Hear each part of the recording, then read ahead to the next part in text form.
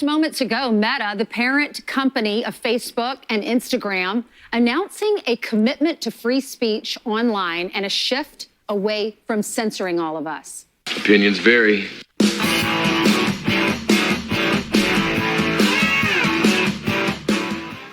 What's up, everybody? Welcome back to Opinions Vary. That's Opinions with an A. Please like, share, and subscribe. And Mark Zuckerberg with a complete 180. Since Donald Trump won the election, Mark Zuckerberg has changed his tune completely. Now he's made the controversial decision in many people's eyes to eliminate fact checkers from Facebook. He's going to go with the Elon Musk model on X, where community notes will be added when somebody says something that's up for debate. Basically, letting the public debate it and letting people maybe make up their own minds about what is true, what is not true. No more fact-checking, no more misinformation and disinformation from people who Mark Zuckerberg says himself had certain political leanings. We're going to have a Fox News thing on this with Jonathan Turley, the brilliant legal mind. I will pretty much let him talk. He could say it way better than I can. And then we'll get into CNN. CNN and most of the legacy media, this will put them in more of a state of panic, and I'll get into that as we move along. Let's go. That's why it's been so difficult over the past 4 years when even the US government has pushed for censorship. By going after us and other American companies, it has emboldened other governments to go even further. I'm going to stop it right there real quick. He just said he was pressured by the US government, Joe Biden. I guess Mark Zuckerberg coming out publicly now and just basically saying he was pressured by the Biden administration to suppress and censor certain information. That's a major thing. But now we have the opportunity to restore free expression, and I am excited to take it. Welcome to the party, pal! The company admitting that they were pressured into it over the last 4 years under the Biden administration. Fox News contributor Jonathan Turley joins us now. Hey, Jonathan, thanks for joining us. Hi, Ainsley. Hi. What is your reaction to this, and why do you think they're doing this now? Well, that's the most interesting aspect of this story. I just wrote a book, The Indispensable Right, that talks about Facebook, Meta, and the social media companies. And we all love a redemptive sinner. It's just that it would be great if that occurred before you were caught. And we have a great deal of information now that does not really support the argument by Zuckerberg that they were unwilling partners forced into this by the Biden administration. They resisted calls from many of us for years to join Elon Musk, to reveal, for example, the Facebook files, which they resisted. They fought at every stage not to be transparent, and that finally collapsed. Now, that criticism aside, this is an important moment. Musk has been out there taking these slings and arrows throughout this process as the only social media company that went full in on free speech. Zuckerberg would be a powerful ally. It would be a wonderful change. Facebook funded a really creepy campaign years ago, trying to get young people to embrace what they call content moderation, what some of us call censorship. And it really failed in a spectacular fashion. It would be great if Zuckerberg could join Musk and create this powerful alliance for free speech. Regardless of the motivation, regardless of the fact that it's belated, we need help. This is the largest anti-free speech movement in the history of our country. I talk about that in the book. It's sweeping over Europe. Free speech is collapsing in Europe. This is going to be the line of defense for free speech. We're it. We stop it here or it doesn't get stopped. And look what's happening in Canada. The liberal ideals are not working. We saw that yesterday with Trudeau stepping down, and now the Conservatives winning by a landslide. So the paradigm has shifted. Now, Turley, understand this. Turley is not a conservative. Turley used to be one of CNN's go-to guys until he stopped towing the line with all the ridiculous, completely left stuff. He's more of a centrist, pragmatist. He's a law guy. He reads the law and he doesn't interpret it the way he wants it to read. He reads it as it is. That's why Turley is so important.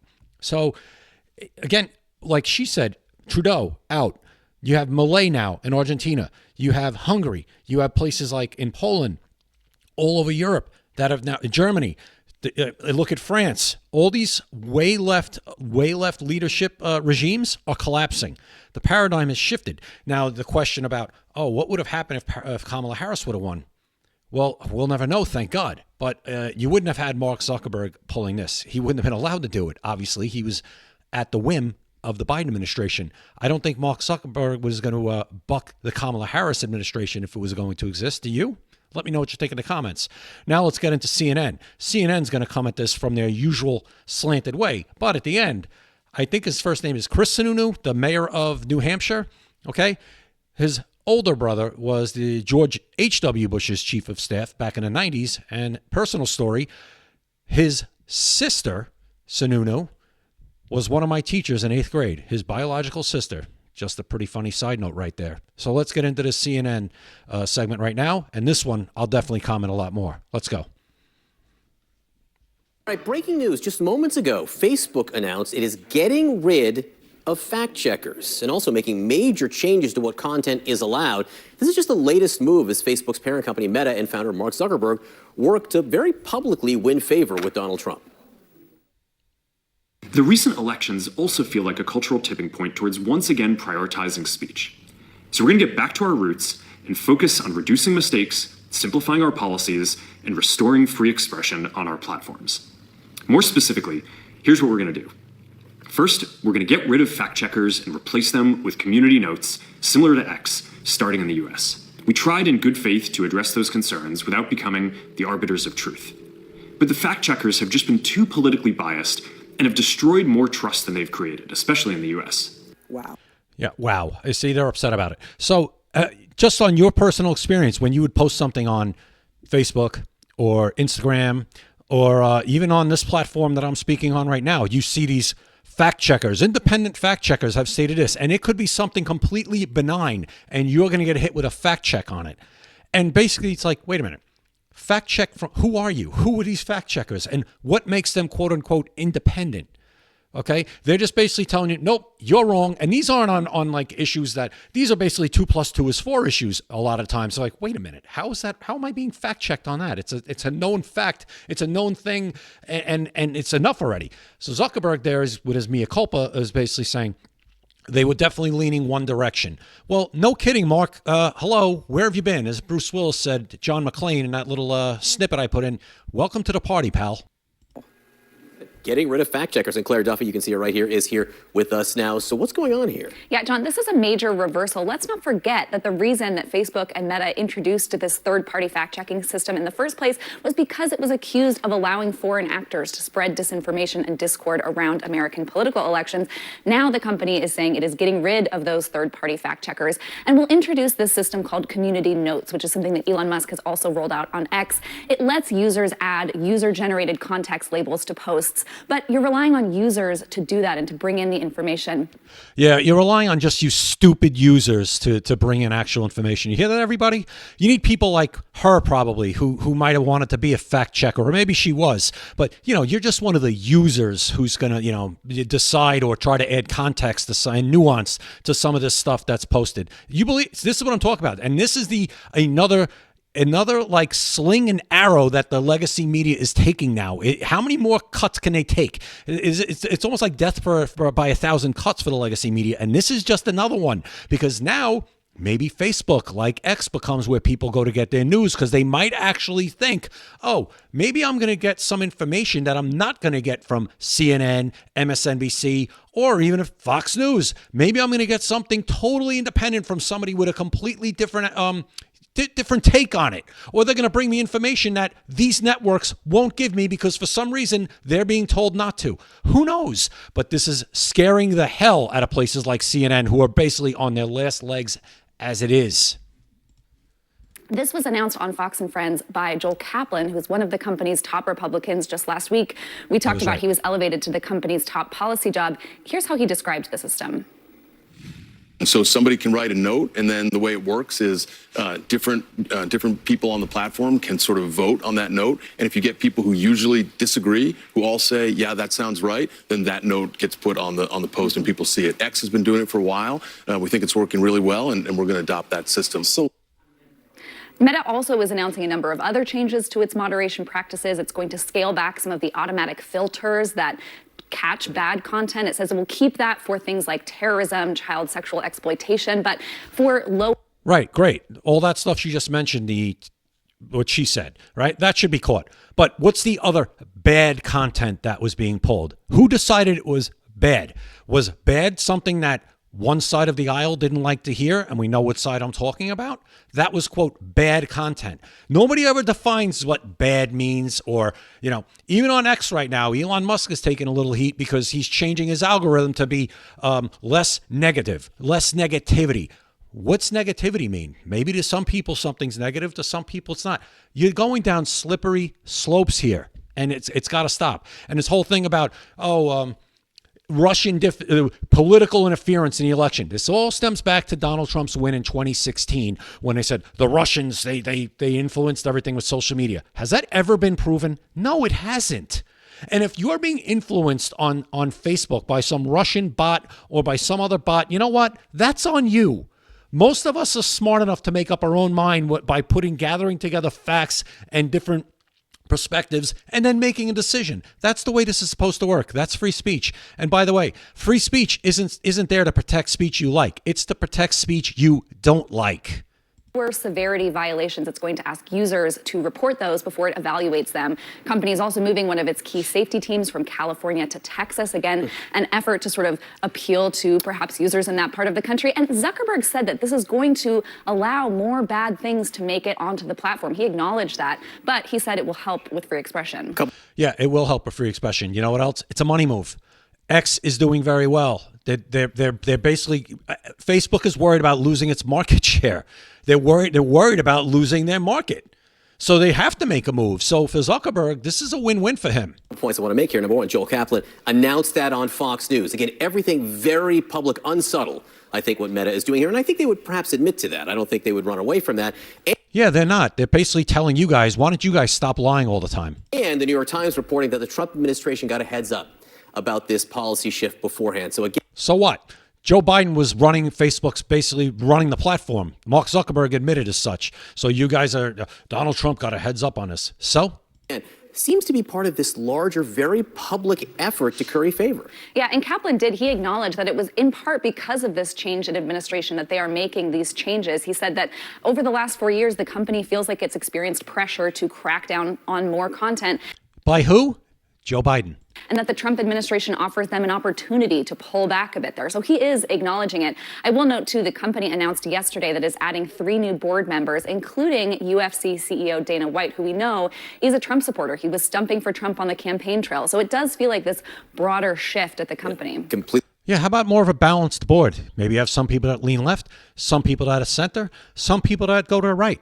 That helps a company, especially one like this, where you have everybody and their mother on the platform talking about different things from different perspectives. Unsubtle. All right, Clare Duffy, thank you very much. Meta has announced this morning that it's making major changes to its content moderation on Facebook and Instagram. Mark Zuckerberg is saying they're getting rid of fact checkers, replacing them with user-generated community notes, which is similar to what we know Elon Musk has done with X. The way Mark Zuckerberg puts it in his announcement was that he says the fact checkers were too politically biased. They were. And he's now attempting to restore free expression. The New York Times is reporting, Congressman, the Trump administration got a heads up about this move. What do you think of this? First of all, there is no, quote, Trump administration yet. He's not in office yet. Look, it's the lack of profiles and courage. Would Zuckerberg do this if Trump had lost the election? Is this just No, he wouldn't have. And talk about courage. Yeah, he would have been absolutely destroyed if he had. They're twisting this around. They're twisting it. Attempt blatantly trying to appease the president going in so he's not attacked. These people are unbelievable. What was he doing when Joe Biden was telling him to crack down? Was that appeasing? I think that was some appeasing, wouldn't you say? Let's just remember in 2017, the entire intelligence community said that the Russians attacked through social media our democratic process, and they did it to help the Trump campaign.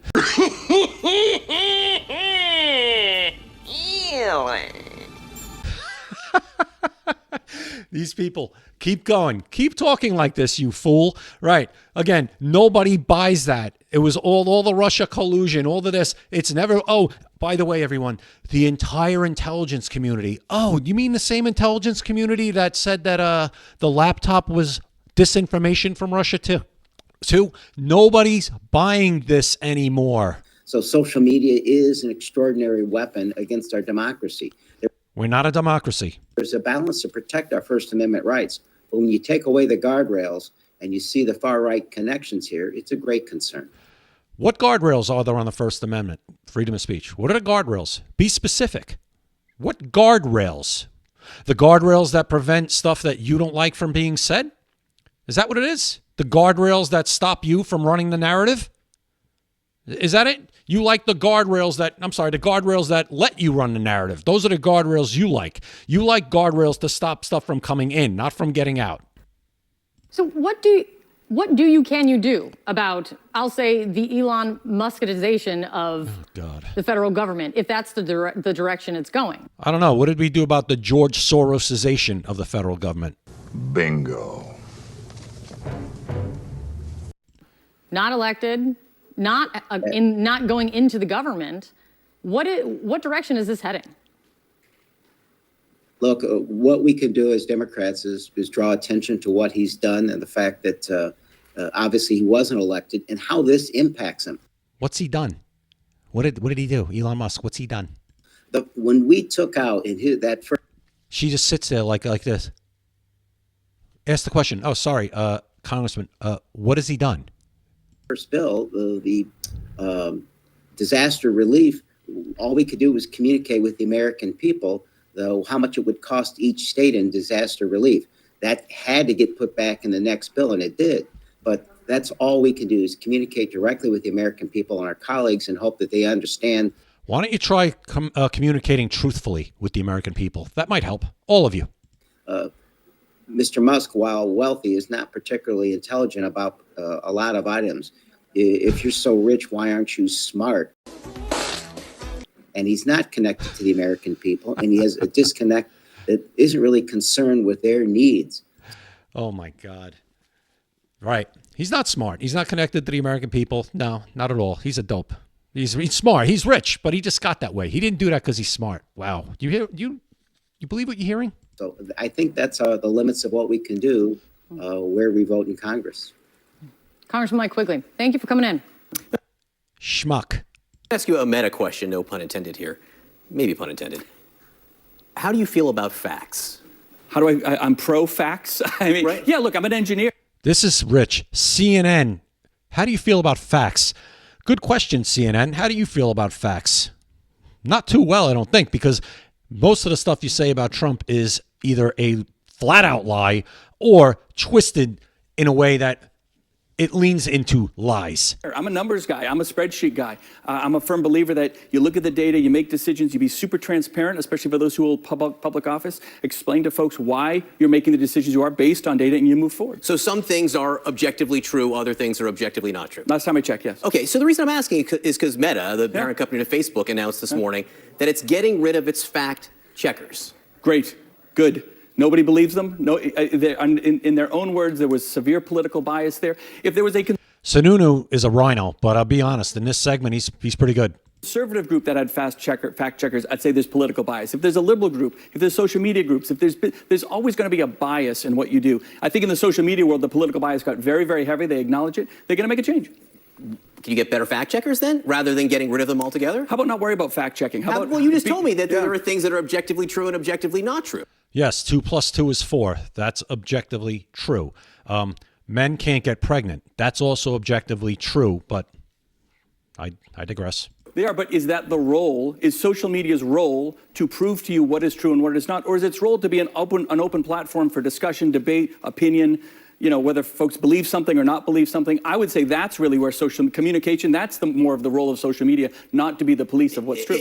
Without using words like police, and I'm glad we're having this discussion because it's an important one here. Yeah. Whose responsibility is it then to talk about what's true and not true? Yours, mine, my kids. Yeah, how about you, the media? Why don't you guys start talking about the truth and just call balls and strikes? That's what you're supposed to do, right? The what, the when, the where, the how. Why don't you start doing that? Maybe people will start to trust you a little bit again. Maybe. Our communities. We all have that personal responsibility. It's not the government's.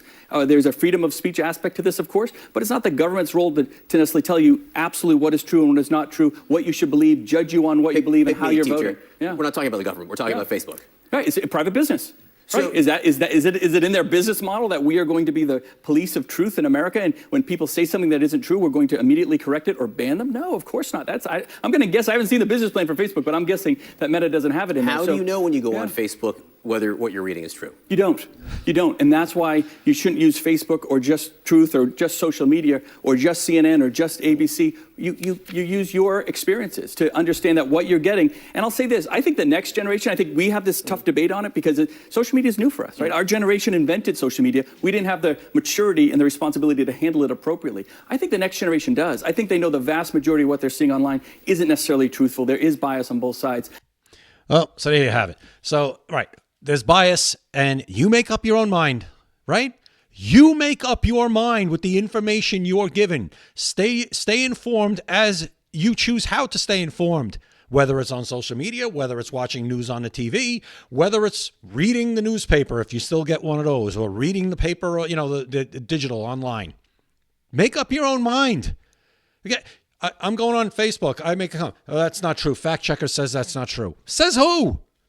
What are you talking about? I didn't say 2 + 2 was 5. If I said that, would you fact check me? But if I say, I don't agree with how this was handled, or I don't know if this works. Oh, fact checkers say it works. So wait a minute. But I'm here seeing other things that say it doesn't work. No, but fact checkers say it's worse. So what you just said, that's going to get struck. And probably your page is going to be suppressed now. Ridiculous. It's got to stop. Let's hope it's, do I trust Zuckerberg? No, not really. I think he has his own purposes for doing it. Like I said, he's worried about his platform losing users because it has. And people are going to X because they feel like they could say whatever they want there for the most part. And, not have their page struck down. Even though I'm shadow banned right now I have no idea why, but that's a whole nother story that maybe I'll get into in another video. We'll see. So tell me what you guys think in the comments. Please like, share, and subscribe. If you made it this far especially, please like the video, share the video, subscribe to my channel. I really appreciate it as I try to let it grow and make this a bigger platform so people come on. And you could say whatever you want in my comments. I'm not going to take them down as long as you're not lacing it with profanity and being disrespectful to the point where I have to say, no, this can't be here. I'm not going to do it. YouTube might, but I won't. Okay? So leave it there, and we'll see you next time right here at Opinions Vary. Opinions vary.